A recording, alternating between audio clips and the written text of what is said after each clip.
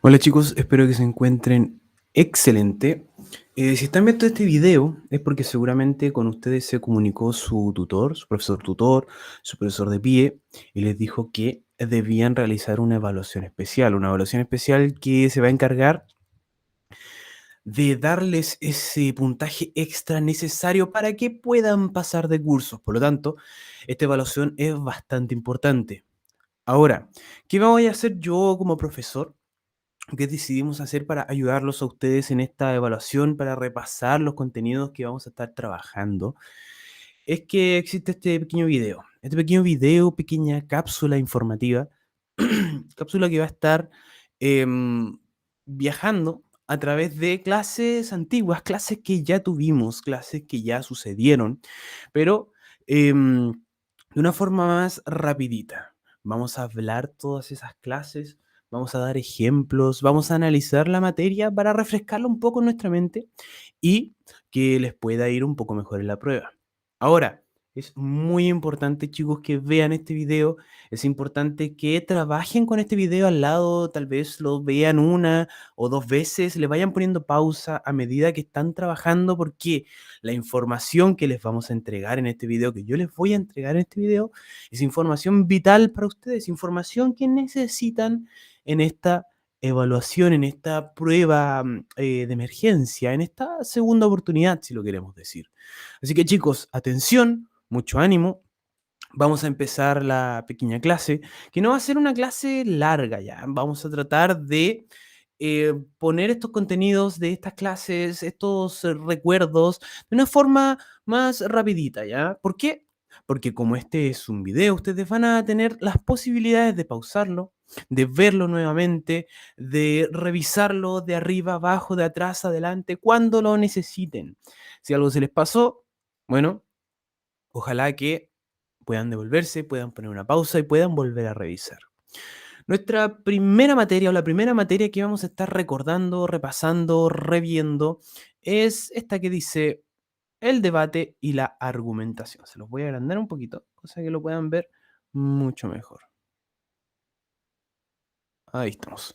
Bueno, el debate y la argumentación. Esto fue en clases que estuvimos trabajando nuestras preguntas esenciales durante esos días, haciendo una especie de ejercicio para preparar a sus compañeros para un debate que hicimos en clases. Entonces estuvimos hablando de eso, estuvimos hablando de el debate y la argumentación.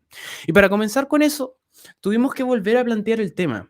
¿Qué es un texto argumentativo? ¿Qué es esto que es tan importante y que vamos a usar tanto durante el debate? Bueno, una argumentación es un texto que va a tener una finalidad. Y una finalidad súper importante y una finalidad súper clara, súper dedicada. Siempre va adelante a tratar de persuadir a otra persona, de convencerlo de que una teoría es verdadera, de que una teoría es falsa, pero se trata de convencer a otra persona, convencer al que tenemos adelante. Y tiene unas características bien simples. No tiene tantas características porque, como les digo, es simple. Busca convencer a alguien. Y estas características son, primero, tener esta intención comunicativa, que era convencer al otro. Va a responder ciertas preguntas, va a responder qué es lo que piensas tú, qué te parece algo, qué es lo que me quieres hablar. Nosotros hacemos un texto argumentativo, hacemos un debate, damos una opinión, porque queremos demostrar algo, porque queremos probarle algo a otra persona.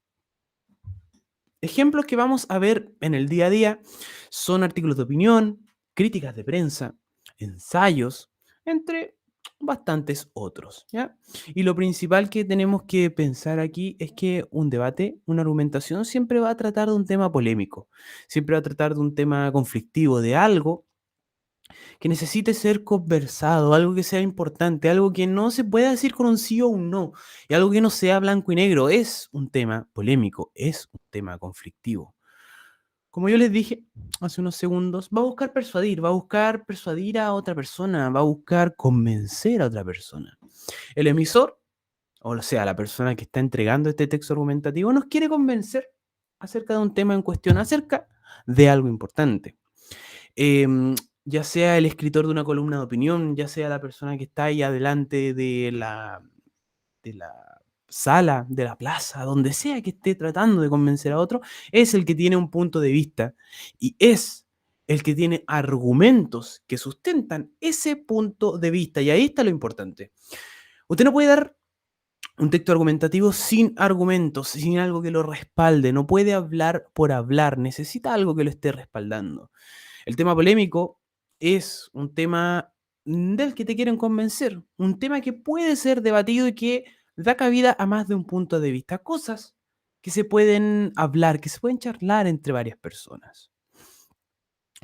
Eh, el texto para un debate o el texto argumentativo como tal se organiza de cierta forma y se organiza siempre de esta manera bien simple.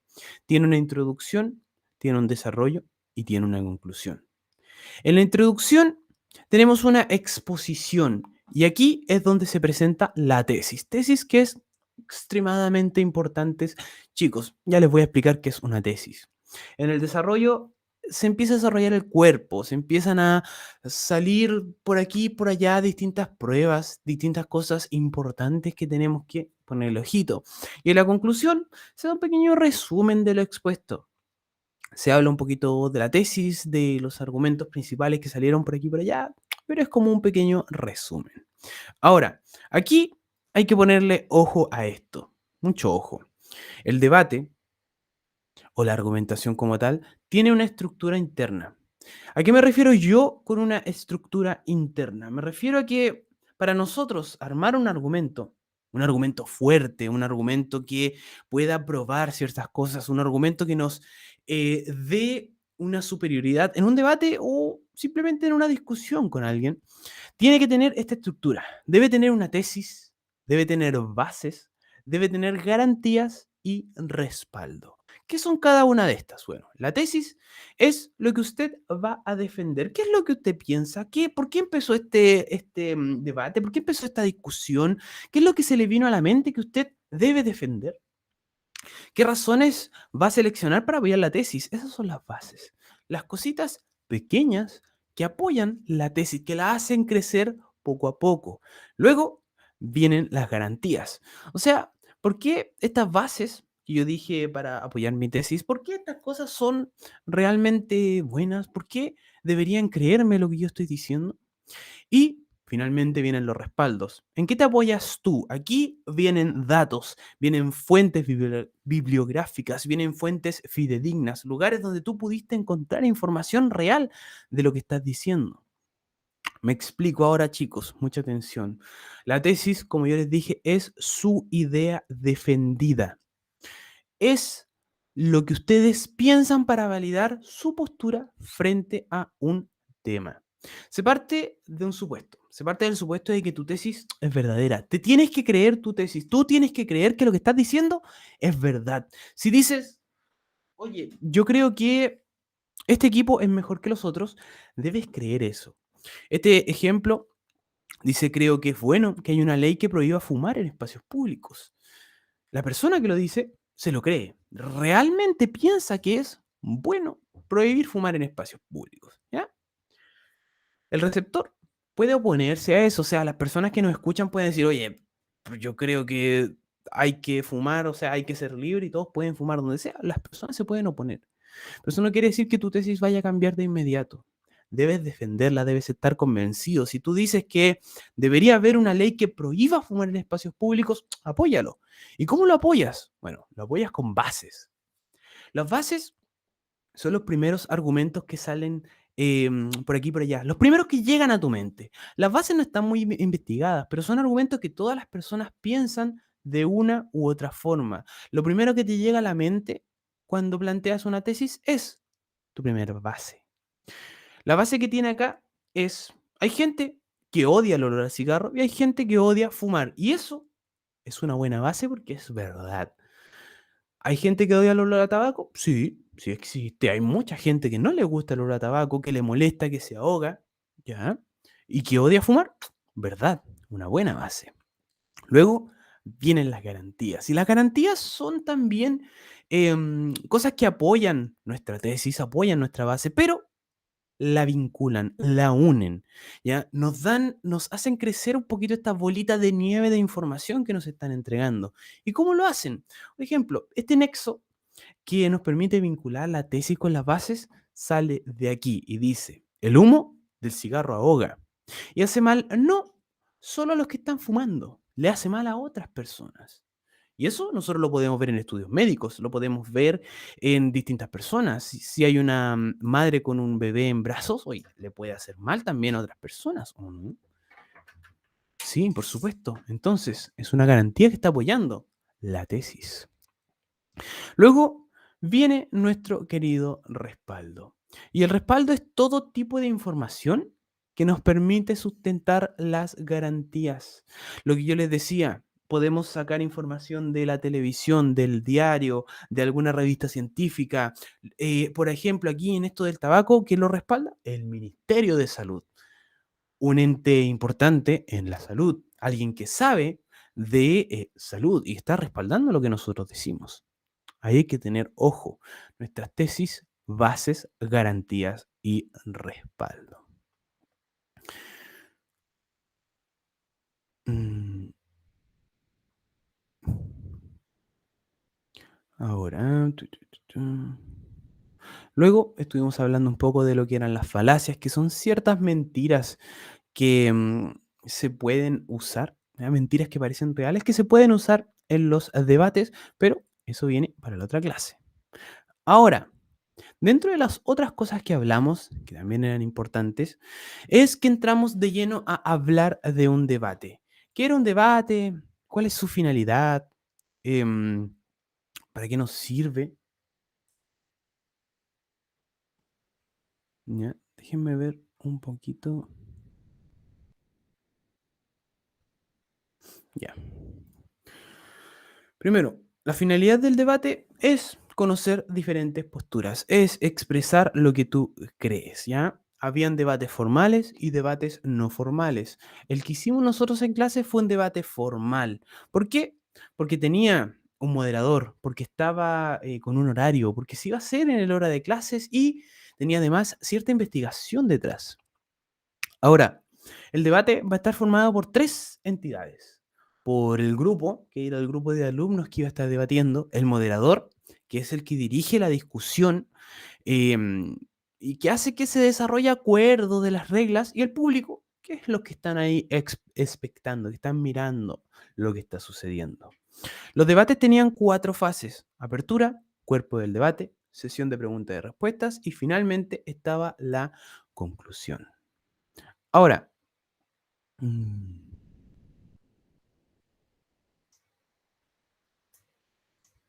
la apertura era cuando el moderador presentaba a las personas, decía, oigan, aquí vienen estos grupos, Juanito está a favor, Pedrito está en contra, este es el tema que van a hablar, y luego en el cuerpo los participantes empezaban a hablar, ¿ya?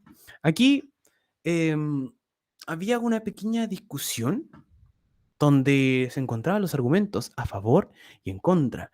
Luego podía haber una sesión de preguntas. Nosotros no la tuvimos en clase porque había poco tiempo. Finalmente, se daba la conclusión donde veíamos un pequeño resumen de lo que se debatió, de los temas que se hablaron, de qué fue lo que se dijo y qué fue lo que se dejó de lado.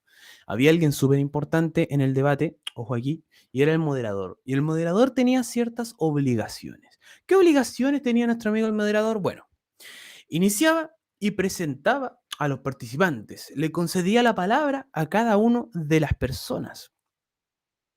¿Ya? Nuestro moderador, además, abría la sesión de preguntas y respuestas. Decía, oigan, ya, pueden comenzar a preguntar ahora. Eso sí, cuando alguien se equivoca, cuando a alguien se le traba la lengua o cuando alguien dice algo en mentira, el moderador se queda callado. No es su responsabilidad ayudar a la gente, solo que se sigan las reglas y que hablen cuando deben hablar, ¿ya? Dentro de estas reglas, bueno, había que respetar a las otras personas, hablar con seguridad, con libertad, y había que tener cuidado de no decir palabras soeces. Luego estuvimos hablando de cómo íbamos a hacer esta actividad, así que eso no va a entrar en nuestro pequeño repaso. Luego de que hicimos esa actividad en clases, chicos, pasamos al género dramático y aquí empezamos con esta nueva materia. El género dramático se relaciona con todo lo que es el teatro, ¿ya? El teatro es algo extremadamente importante para nosotros, sobre todo en el ámbito de la lengua castellana. ¿Ya? El teatro nos ha forjado a los humanos en general para como un gran método de entretención que existía. Los orígenes del teatro es en Grecia. ¿Por qué comienzan en Grecia? Bueno, nuestros amigos los griegos eran muy buenos para las fiestas y eran muy buenos para tomar. Y dentro de estas fiestas, dentro de esto ser bueno para tomar, estaba el querido dios Dionisio. El dios Dionisio era un dios de la cosecha, era un dios del vino. Y era este tipo que está acá. Los griegos, una vez al año, le celebraban al dios Dionisio que las cosechas de uva habían quedado bien, que podían empezar a hacer su vinito, ¿cierto? Hacían fiestas, bailaban por aquí, bailaban por allá, y a medida que iban bailando, se empezaban a poner felices. Y así, con esta felicidad, con esta fiesta, con esto, todo lo que sucedía mientras los griegos celebraban estas fiestas al dios Dionisio, surgen los primeros actores. Tespis, Esquilo y Sófocles son los tres primeros actores que se suben al escenario y empiezan poco a poco a representar diferentes obras. Usaban máscaras antiguamente nuestros amigos, usaban muchas máscaras. ¿Por qué usaban máscaras?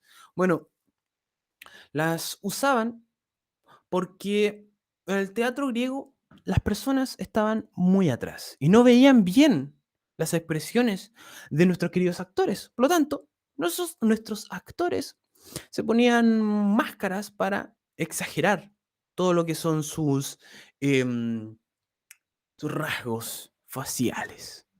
Entonces, nuestros amigos tenían todas estas máscaras que vemos acá, se las ponían y actuaban. Ahora, las máscaras eran diferentes dependiendo si estábamos viendo una sátira, una comedia o una tragedia. Específicamente, las que eran bien particulares eran las de la sátira. ¿Por qué las de la sátira eran particulares? Bueno, porque tenían fisionomías zoomorfas. ¿A qué me refiero con fisionomías zoomorfas? A que tenían partes de animales. Las de la sátira, los personajes, tenían orejas de perro, orejas de zorro, a veces narices grandes como de rata, ¿ya? A veces tenían dientes, este de acá tiene cachos.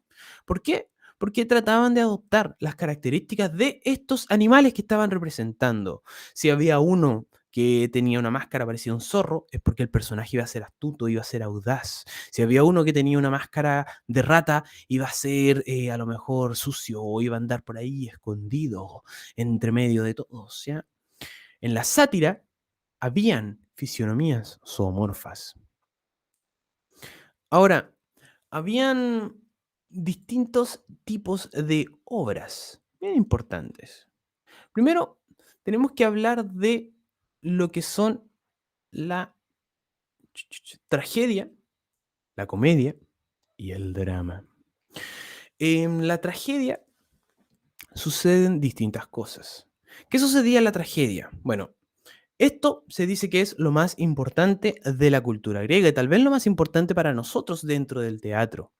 La tragedia trataba de provocar la emoción de la compasión. En la tragedia, todas las cosas que sucedían eran terribles, eran cosas tristes, pasaba todo mal. A nuestro protagonista le iba de mal en peor. ¿Ya? ¿Qué ejemplo de tragedia teníamos nosotros? Teníamos el ejemplo de Edipo Rey, que es un pequeño video, ¿ya? Que está en el Classroom. Si ustedes quieren ver este resumen, lo pueden ver en Classroom, pero yo se los voy a hacer ahí un poquito más rápido incluso. ¿Quién era Edipo? Bueno, Edipo era un tipo que cuando nació, dijeron, el oráculo dijo, oye, le dijo a su padre, este bebé, cuando sea grande, te va a matar. El padre de Edipo dijo, "Uf, no quiero que me mate mi hijo, por lo tanto, lo voy a mandar a que lo boten. Pero no solo eso, sino que le voy a atravesar las patitas con un pinche, que era como un pequeño cuchillo o un picahielo. ¿Para qué? Para que quede deforme y nadie lo quiera. Empieza bien mal la historia de Edipo. Pero nuestro amigo Edipo lo encuentran botado unos granjeros. Estos granjeros lo ven, se apiadan del bebé y se lo llevan para criarlo.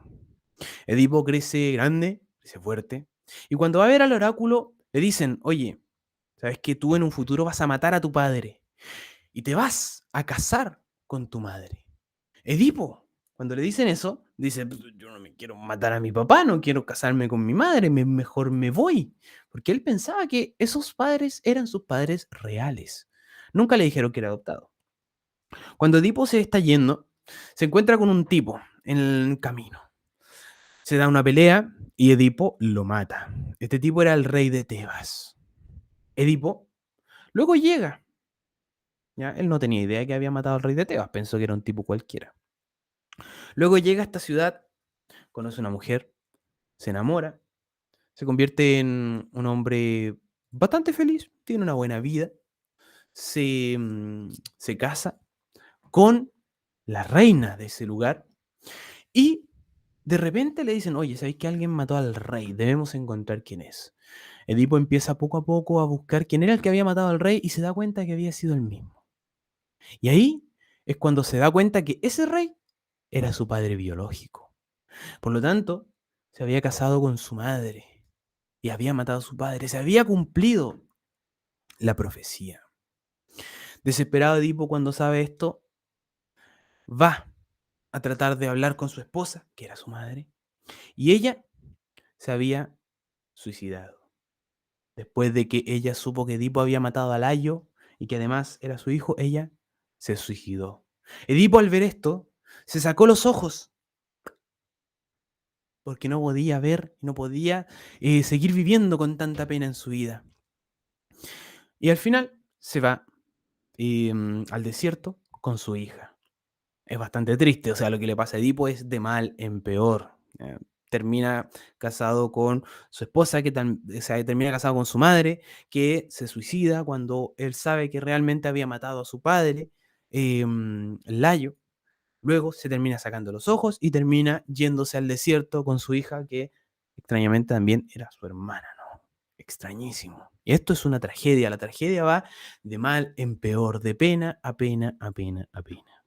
Y no tiene un final feliz. La tragedia jamás tiene un final feliz.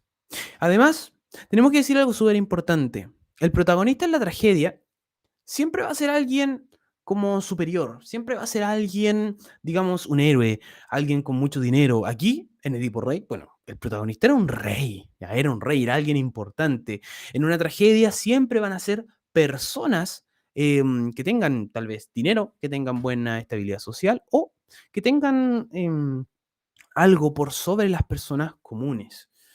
¿Por qué? Porque a la gente le gustaba ver sufrir a estos tipos que tenían tanto, ¿no?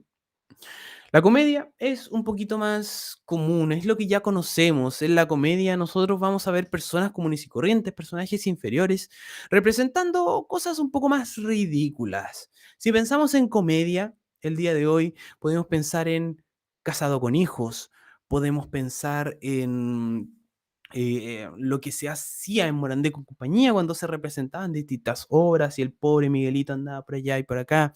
Era exagerar muchas cosas de la vida humana para hacernos reír. Y el drama o tragicomedia que se llama, era una mezcla entre tragedia y comedia. Aquí nosotros nos podemos pensar en lo que son las telenovelas.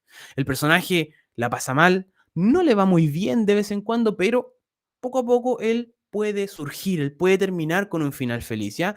En el drama el final puede ser feliz o puede ser triste, depende de nuestro protagonista. En la tragedia, el final siempre es un mal final, ¿ya? La estructura de una obra dramática, chicos, porque la obra dramática se compone de algunas cosas y se compone de desarrollo, o sea, de una presentación donde nos presentan a los personajes, nos dicen, oye, este es nuestro personaje principal, nuestro personaje secundario, ya eso va en la presentación. Luego viene un pequeño desarrollo donde se desarrolla la historia. Luego viene nuestro clímax, que es el momento de mayor tensión, está dentro del desarrollo. Y finalmente, el desenlace. Entonces, nuestra estructura sería, ojo, presentación, desarrollo, clímax y desenlace. Ahora chicos, vamos a nuestra última clase de repasito que tuvimos, que fue hablar un poco de la estructura del texto dramático. Dentro de las otras cosas que estuvimos hablando esta semana, hablamos también del texto dramático. ¿Y qué es el texto dramático? Bueno, el texto dramático es lo que está escrito. ¿Ya? Una obra de teatro, nosotros podemos ir al teatro, sentarnos y verla, pero el texto dramático es lo que está escrito como tal. ¿Ya? Hablamos hace nada de cuál es la estructura de una obra dramática. Y esa estructura era presentación, desarrollo, clímax y desenlace. Que había en la presentación este momento inicial que muestra a los personajes, muestra las circunstancias de equilibrio, se dice quién es el bueno, quién es el malo, quiénes se van a enfrentar. Luego en el desarrollo venía esta situación intermedia, mostraba la progresión de las fuerzas, cómo le estaba yendo a nuestro personaje, le iba mal, le iba bien, estaban avanzando o habían quedado atascados. En el clímax, que está incluido en el desarrollo, viene esta pelea, este momento de máxima tensión, cuando se enfrenta el bueno con el malo y se están tirando poderes y quieren uno eliminar al otro. Ahí es nuestro clímax. Y finalmente, nuestro desenlace, que es una etapa de calma. Viene después de nuestro querido clímax, cuando ya nuestro personaje principal ganó o perdió, cuando lo podemos ver feliz o triste por lo que sucedió, cuando ya todo el conflicto se encuentra resuelto. ¿Ya? Ahora, cuando vemos nosotros una obra, debemos reconocer ciertas estructuras, ciertas partes. ¿Por qué? Porque una obra no está escrita así como así. Una obra tiene cierto orden. Y este orden son acto y escena, ¿ya? Acotaciones y el aparte. El acto y la escena son dos partes que van a dividir nuestra obra. El acto es la unidad mayor dentro de esta obra de teatro. El acto es cuando se cambian de lugar. ¿Ya? Nuestros personajes en el acto uno pueden estar, como aquí, en las escaleras de emergencia de un edificio, y en el acto 3 están en un centro del Sename. Cuando se nos dice un acto, se puede describir, como aquí, Jasna, Elizabeth y Nicole en las escaleras de emergencia de un edificio comen pollo con papas fritas y como botín conservan una bandeja de sushi y una pintura. Está descrito lo que deberíamos estar viendo en escena, lo que debería haber en ese momento en el acto.